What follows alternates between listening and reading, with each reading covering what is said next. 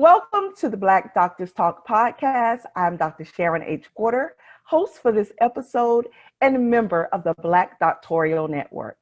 Today, I'm joined by Dr. Kim Brown Jackson.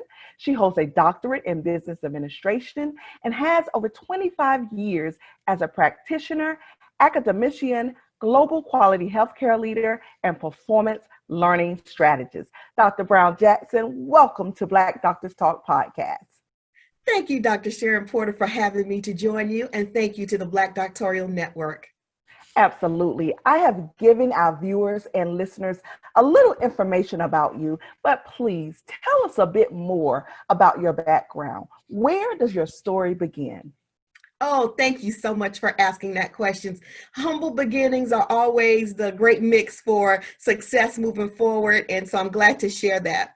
I hail from Columbia, South Carolina, and both of my parents were such a great inspiration to me. My mother was a professional nurse, and my dad was a lawyer by trade and worked in the human affairs area and also in politics, and he was also an educator from the very beginning. So I was instilled early on at home that education and curiosity was very important, and they exposed me to want to be a lifelong learner. They enrolled me in things such as Girl Scouts and encouraged me through high school and allowed me to be a foreign exchange student to Japan, and that opportunity allowed me and challenged me to be very independent. So from there, I moved on to our local universities there at Clemson University for an undergrad in biological sciences, as well as in a cluster-minded business administration, because I learned early on that there's a mirror between science and business. And that was very important for the foundation that I see now that is flustered in my career. Over time, I've been able to have the opportunity to be blessed to work in many different fields around my business acumen, such as a leadership development manager, a national curriculum manager for the American Red Cross, and on so forth. And now I find myself right back coming full circle, being able to bring my background and experiences in the sciences, as well as those that were built with business, all together now into a healthcare strategist position that mirrors and pulls together quality and healthcare together. What an exciting background. Thank you. So what inspired you to enter into the world of academia and human services higher education? Well, I'll tell you, it's two things. There's two things that come to mind. There's an interconnectedness and an inherent dependencies between academia and human services.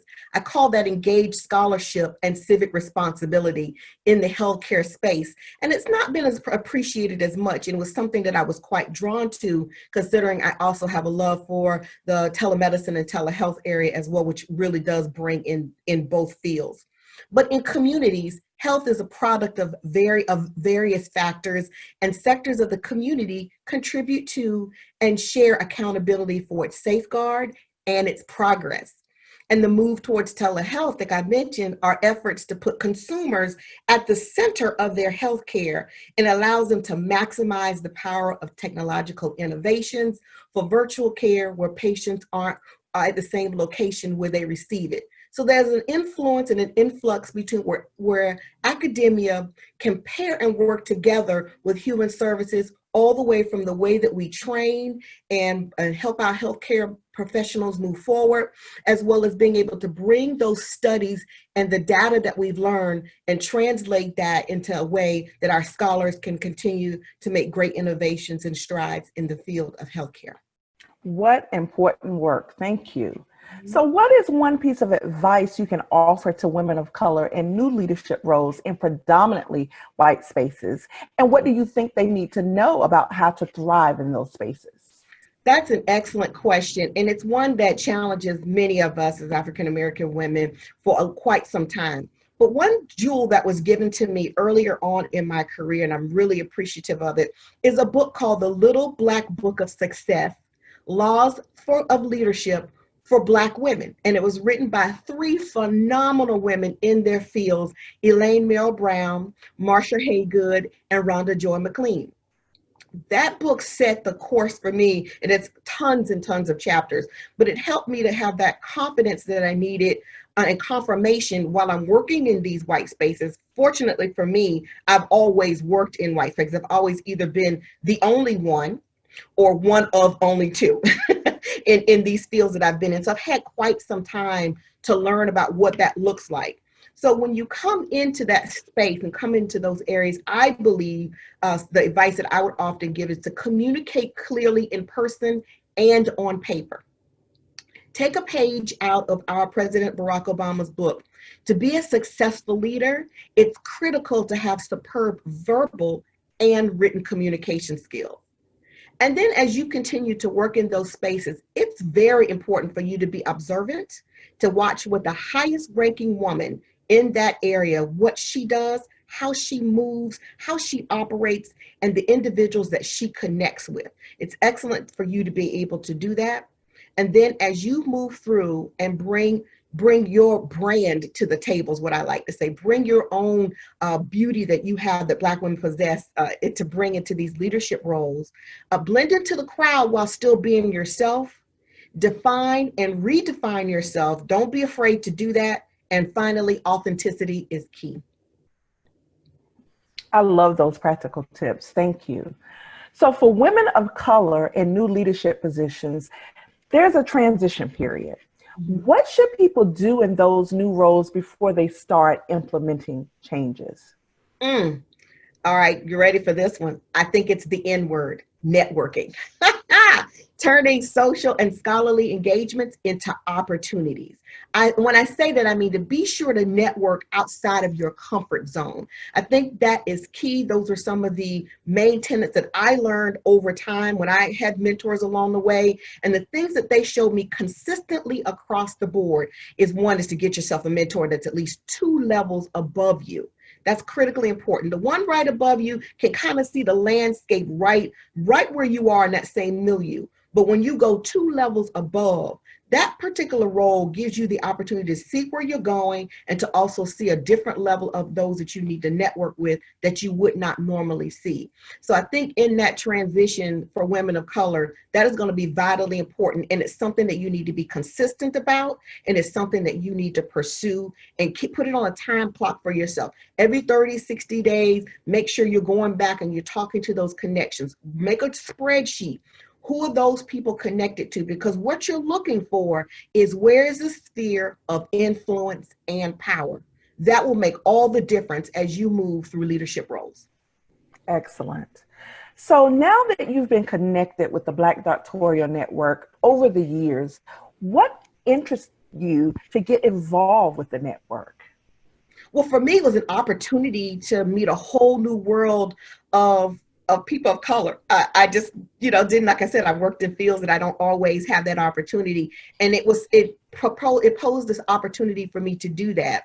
And so also there's nothing like being with your own and being able to see what it's like to work on with those individuals without any filters. And when I say that, when you work in a white world, there are filters that you must look through and lenses that you must see through that you typically wouldn't when we're with our own. And I certainly appreciate that. And then also becoming immersed in this device biosphere of excellence, such as Dr. Cornell West or Dr. Malvew. I think those are people who freely give of their time and mentorship, and it is accessible. And that's what I love about the Black Doctoral Network over the years.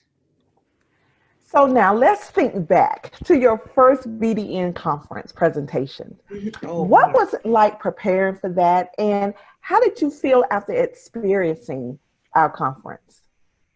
So, I actually started with the Black Doctoral Network from their very first annual conference. And I remember preparing for that presentation. I'm accustomed to giving presentations, but this one was a little different because it was a new subject matter area that I wasn't an expert in at the time. But that's what the Black Doctoral Network does. It gives you an opportunity as a testing ground, not just only as a proving ground. And that's important for everybody to know.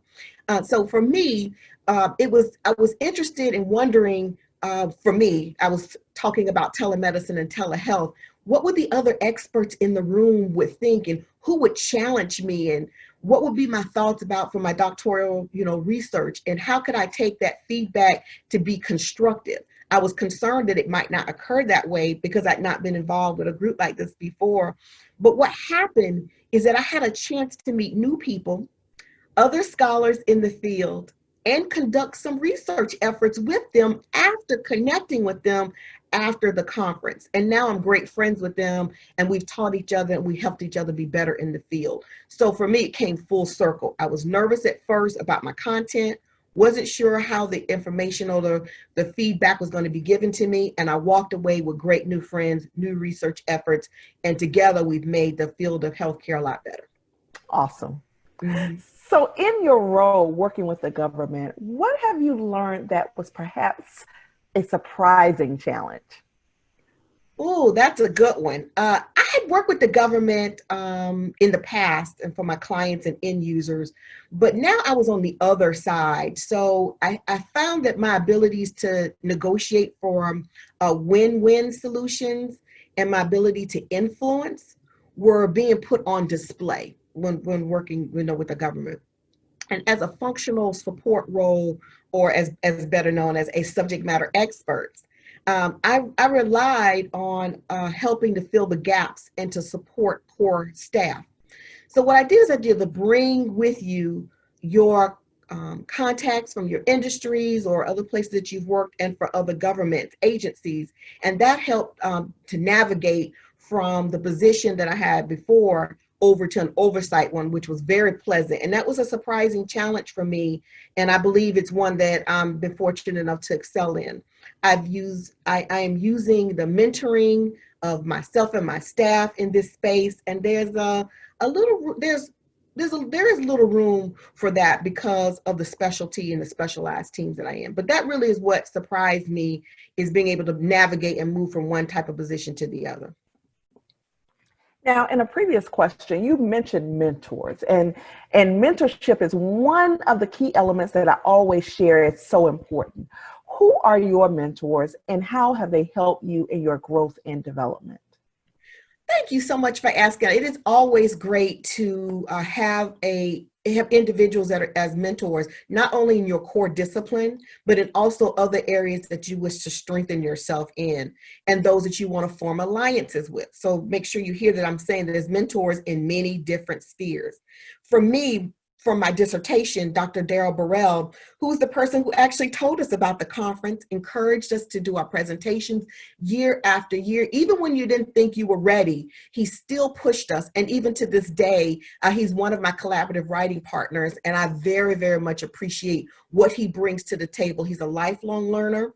He's always pushing the envelope and branching in and taking the content and information he knows now and applying it to different fields. So that's important because that appeals to the kind of person that I am and I want to be in this industry. Second, Dr. Cleisha Taylor, who was my dissertation champion and is the president of several successful healthcare businesses in the Virginia area. And she's the president of Global Health Access Institute. She's a visionary. And I never had met a Black person before who was someone who could leverage everything they learned within their business to become a venture capitalist. I'd never seen that before. And so as a mentor and understanding that healthcare is a business, I definitely wanted to continue to have her as my partner and as part of being my mentoring team. And then I would also say my publishing partner, Dr. Sharon Burton, who has been instrumental in the 6 book chapters that I've had the opportunity to write or co-write. And that has been an inspiration also, to be able to move from your profession and take that into scholarship, and to take your scholarship and move it into a field and areas that others can be exposed to.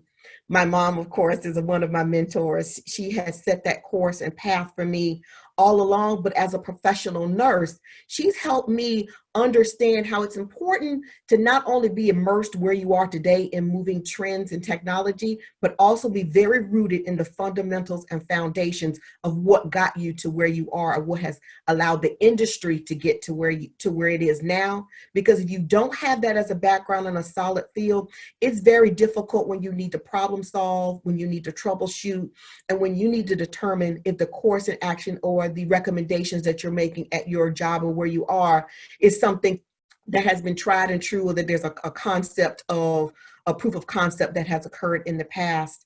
And then finally, I would say a mentor for me is a lady named Jewel Rajanala. She was at my very first corporate job. And what it is really behind, she took me behind the velvet rope that minorities very seldom have access to and could benefit from, much less than from what I would have mastered any other way. She's a Caucasian woman, and she helped me see from a different set of lens than from being an African American woman in the business field, what that looks like. And that's part of my networking and a mentor that I've brought with me for probably the past 20 years.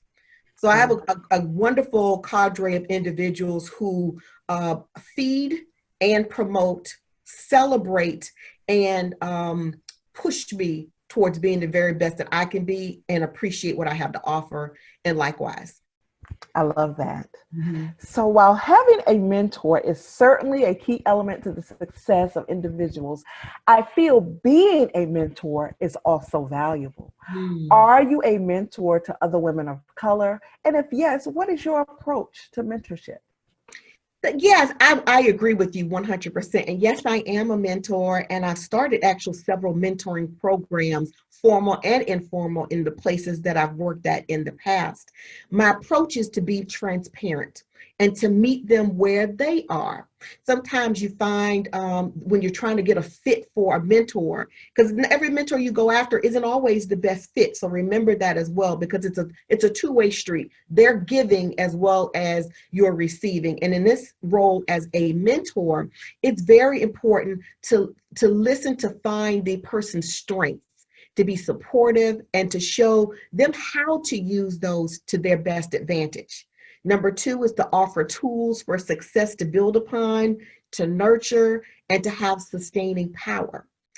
I believe that you must reach back all along the way, no matter what stage you are in your career. You need not wait until you've met all the way of your goals before you start offering help and before you start becoming a mentor. And lastly, I encourage anyone who wants to be a mentor, and this is something I do for myself, is to forge those coalitions, which has helped me be tremendously helpful a span over my career. And those are the things that I take with me as I continue to be a mentor to women of color of all ages in all fields. And I'm very, very blessed and proud to be able to do that. Thank you. So this year's conference theme is leveraging the power of Black excellence. So what does that mean to you in your line of work? And what do you think it will do for corporations and institutions of higher learning? Ooh, that is a fantastic theme, leveraging the power of Black excellence. When we say it, or when I say it and I embrace it, it feels so empowering. And I love this theme for several reasons. And in my line of work, there are many lessons to share, and there's many things that I have learned.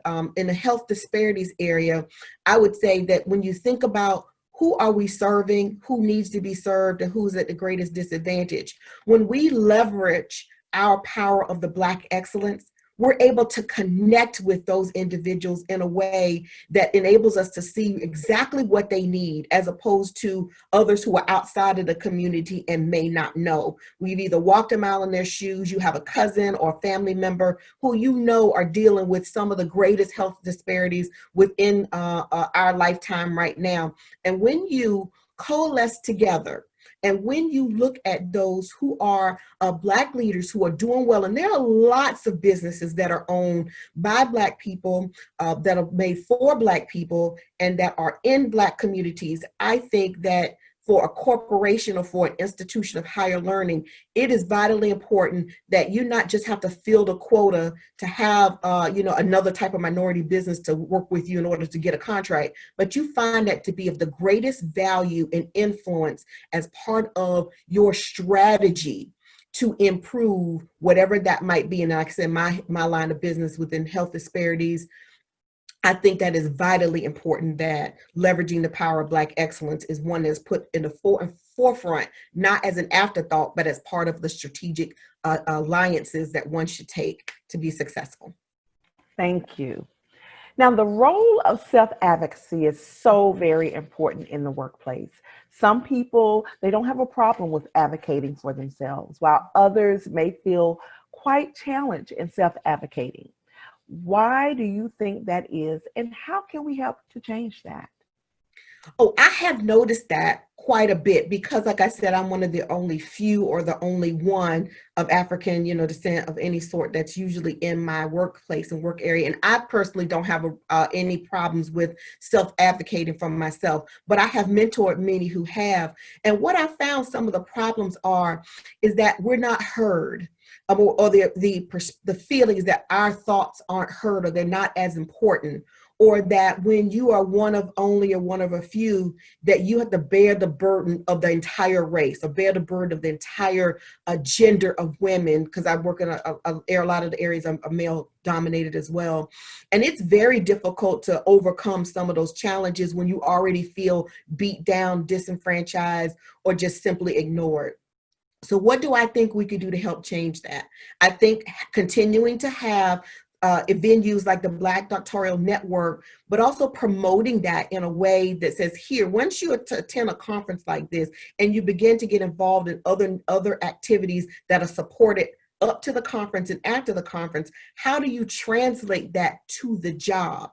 And then how do you find a way to advocate for yourself within those spaces? And part of that alliance, again, is getting a mentor, having mentors, being in those groups that are alliances, whether it's in your field area or area of competency and expertise. Being able to have those together, I think, are just some of the ways that you can help individuals have the tools that are necessary to advocate for themselves. And what are some of the challenges that you've experienced as a Black woman in leadership, and how did you navigate those spaces? Some of the challenges, like one of them I mentioned before, is being the only one and I'm supposed to represent all Black people. There's a great diaspora of African Americans, a great diaspora of African colored people all around the world. So I don't begin to speak for one, and not everyone has had all the same education that I've had, or the experience, or the exposure, but that doesn't make anyone any less of a value. And so what I find as a Black woman in leadership is pointing out and finding ways to pull in other African American women and men to come into those committee meetings, to be put on task force, to have them be even just start at the very beginning within a particular integrated team, be able to express their ideas. And one of the ways I've been able to help navigate that is by within my own wheelhouse, within my own area of subject matter expertise, and leveraging what I've seen in other industries, be able to bring really great ideas and start showing and building frameworks around the way that I think the strategy should go, looking at what the organization's strategic alliances or strategic goals are, and finding a way to say, here's how my ideas are supported by academia. Not just I think, but here's what the data shows. And I believe that has been helpful for me to be successful as a Black woman in leadership. And I'm always reminded to never forget where you come from, that kindness is an easy thing to give, and it's something that you should always try to do from the very beginning, even when they upset you. Thank you. Now, thinking back to your years as a doctoral student, what were some of those challenges you faced in your program or related to your research area? Okay, that's an excellent question. Early on in my career, my mid-20s, I originally started in a PhD program, traditional program in biomedical sciences. And one of the things I found was a challenge was because, again, I was like one of two that were in the program, is that those professors would almost not be rooting for me. It felt like they weren't rooting for me to do well, or they wanted to say, oh, you be happy because you're the only one. And finding a way to not let them get in my head about that, and not to let them cause me to doubt myself, and not allow them to make me feel disparaged in any way. That was very difficult and challenging early on in my career as a doctoral student. And then with my last degree, my last doctorate in business administration, I found that I had to change to 3 dissertation topic areas. One, the first area, the hospital chose to go in a different direction, so I didn't have any coalition teams. The second one, the military decided to deploy the person who would give me the data, and I had to start over. And the third, the school went out of business right in the midst of me going past my proposal field. So I had to start over 3 different times. But what I did do is I didn't let it discourage me.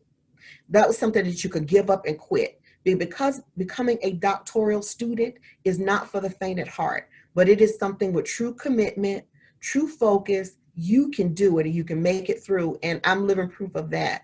Having had those challenges, it was very, very difficult. But we made it. It was, I always say, it wasn't denied, it was just delayed. Absolutely. Delayed is not denied. That's That's it. correct.